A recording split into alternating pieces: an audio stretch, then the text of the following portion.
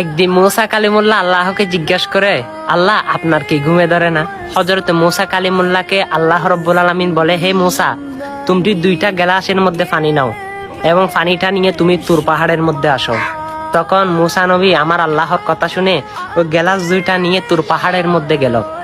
তখন আল্লাহকে মুসা কালিমুল্লাহ বলে, আল্লাহ আমি আপনাকে কি বললাম, আপনি কি করতেছেন? তখন বলে, এ মুসা বেশি কথা বলিও না, তুমি দাঁড়িয়ে থাকো। ওই 2টা গ্লাস নিয়ে দাঁড়িয়ে আছে।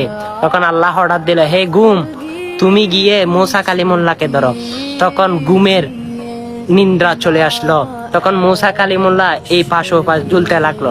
হঠাৎ চোখের মধ্যে ঘুম এসে তেই নিচে পড়ে গেল, কিন্তু পানির গ্লাস 2টা পড়ে খন্ড হয়ে ছিন্ন বিচ্ছিন্ন হয়ে ভেঙে গেল।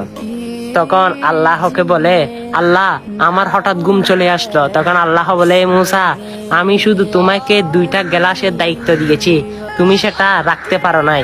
কিন্তু আমি এমন একজন রব, যিনি যদি ঘুমিয়ে যায় তাহলে এই দুনিয়াদারি কে বন্টন করবে? সুবহানাল্লাহ।